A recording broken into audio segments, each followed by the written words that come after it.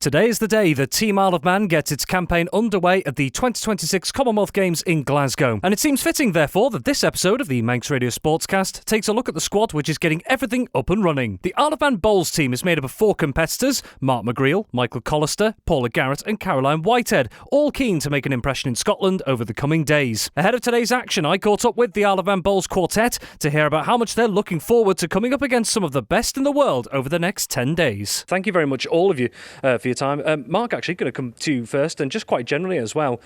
Heading to the Commonwealth Games this summer, of course, you're all very busy with your respective bowls competitions and all your sessions throughout the year, but how exciting is it for you all to be heading to something like the Commonwealth Games this summer? It's superb, to be fair. It's been a long, hard drawn-out process, really, to get us all selected. I'm sure everybody else who knows that goes through that kind of process, that trying to achieve a position in the Commonwealth Games team is difficult when you're fighting all other sports. So to be able to put bowls on the map as after we missed out for Birmingham altogether is unprecedented for us as a club, really. And Michael, you know what it's like to compete internationally in the sport as well. So the fact that you're coming up against, some of the best in the world in something like this, no disrespect, of course, to what else you do throughout each season, but to be coming up against some of the best, how exciting a prospect is that? Yeah, it's something that you don't typically do day to day in bowls. We've actually drawn some huge names in bowls in our group. We've specifically drawn Scotland, so playing them boys that have won multiple gold medals on their home turf is going to be a privilege. I imagine it could be a very noisy crowd at times if you're up against the home nation of the home nations. Paula, you were actually one of the later additions to the team as well, so I guess, what was that like getting that? I don't know whether it was a call, a text or an email or whatever, but how was that to get that call up to say, hey, could you come to Glasgow with us? Over the moon. I didn't expect to at all. A wild card, just didn't expect it. So yes, really chuffed to be picked. Absolute privilege. Now, Caroline, you and everyone else are, just on quite a general sense, you're all very active in bowls throughout the year around everything else you do. The fact that you're able to practice regularly in somewhere like the NSC and take part in your competitions on and off island around the games as well, does that help you personally? Does it help the team, the fact that you can just keep that rhythm up, you can keep playing? It is great having the facility here down at the NSC and being able to come down. They've been very good and allowed us to come down at any time to practice, other than when it's being used, which has been a great help to us. It really has. And it does. It keeps that momentum going. We've all had to stop any other sports that we were doing, so we're just basically concentrating on this for the last at least 3 weeks. Now, Mark, again, quite a general question, really. This is just mainly for those who may be listening and maybe don't know the ins and outs of the bowl side of things, because there are different disciplines. There's different little variations on them as well. So on the indoor bowls side of things, could you just explain quite generally, don't have to go into too many specifics if you don't want to, but the differences between indoor and the other disciplines, and I suppose what makes it a good sport, indoor bowls? Yeah, bowls, it's got very many different kind of categories, really. Obviously, Crown Green is incredibly popular on the Isle of Man.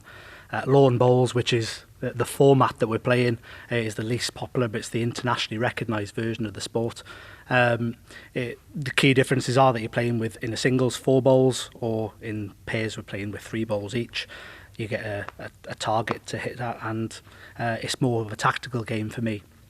It's completely different from playing lawn bowls outdoors. You got far different things to think about in here. It's quicker. You've got to be more consistent. It can change with its speed in terms of the air conditioning and all the rest, and the atmosphere that's there, the heat in the building. So you've really got to pick up your game and be far more focused in the indoor environment in order to perform at that top level. Michael, just a little bit on that as well from your side of things. What makes a good bowls player, do you think? What are the key strengths you need to have, not just for something like the Commonwealth Games, but in this discipline in general? Yeah, I think to be a top bowls player, you've got to be consistent. So there's obviously a level of like technical skill and hand-eye coordination and things like that. Most people can do that, but you've got to be able to do it every bowl you play, and that's what differentiates top players to social bowlers. Consistency the key. And Paula, a little bit off, Mark was saying there about the fact that it's a hugely popular sport on the Isle of Man, not just having the likes of the NSC but the respective clubs around the island. How good is that to see outside of something like the Commonwealth Games, that it's not just the number of people that are getting involved as well, but the accessibility to it around the Isle of Man? Yeah, it's great. We got fantastic facilities on the Isle of Man. The NSC is brilliant, but you've also got plenty of Crown Green bowls, and you've got the lawn bowls at Onken as well. So that helps, and there's no age limit. So with children playing, we have right up to people in their 90s. So there is no age barrier to this sport, really. Absolutely. And Caroline, from your perspective, just to give people, again, a little bit of an insight into the sport itself throughout the year as well. So for you personally, again, you could be as specific or general as you want about this, but in terms of the competitions you do throughout the year on and off island, what are some of the key ones you take part in? Well, to be perfectly honest, Crown was always my key sport, but you can only compete in Crown in the UK. What moving over to the lawn bowls has enabled me to do is to compete internationally, which I've been able to do. And I went to the World Championships in Australia earlier on this year, and I'm off to the Europeans again in September in Wales. So it does give you far more opportunity. And both sports can be played together. They complement each other. So yeah, it's great. It's great to have that opportunity as an older person.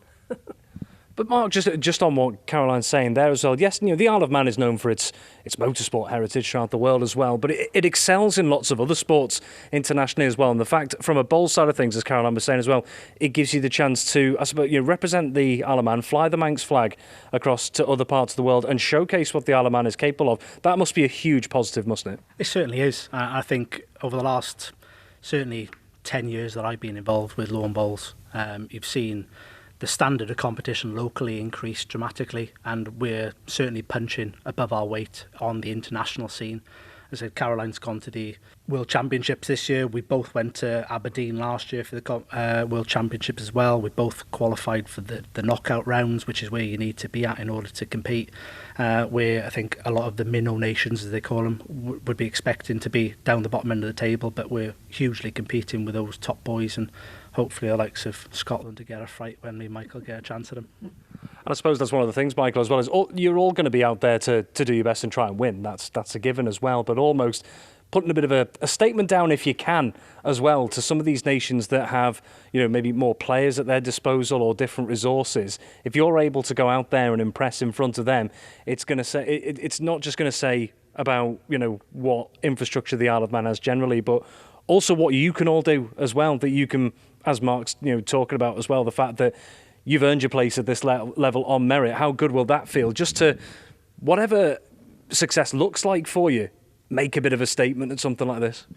Yeah, absolutely. I've actually been playing up in Scotland for the last few years, and so I've been playing against this level of boys quite regularly, and everybody is beatable. I believe that I could win any game whilst we're there. It's just about being consistent and doing it through the whole competition. But yeah, just obviously looking to qualify at the group stage, and then whatever happens is a bonus. Excellent. And just one more question to you, Paula, and Caroline as well. So Paula, from your side of things, again, you can be as specific or as general as you want. Do you personally or the rest of the team have any particular objectives in mind when you go to Glasgow? Win as many games as possible and qualify through our group to the next stages. That would be wonderful.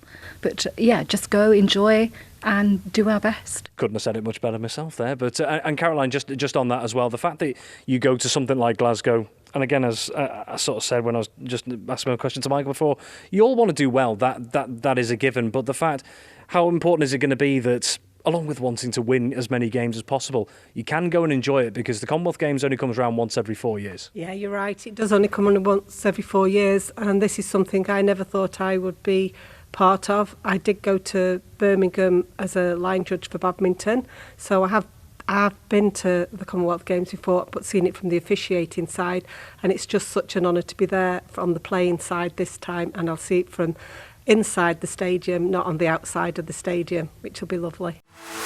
Thank you for having the stamina to make it to the end of the Manx Radio SportsCast. You're clearly someone who has their eye on the ball at all times. Want to hear more about the latest sporting news across the Isle of Man and much more? Then might I recommend you take the plunge and subscribe to this series or a wide range of Manx Radio podcasts at your favourite podcast provider, so that, in a flash, all of our finest moments take a winner's place on your smartphone. Thank you.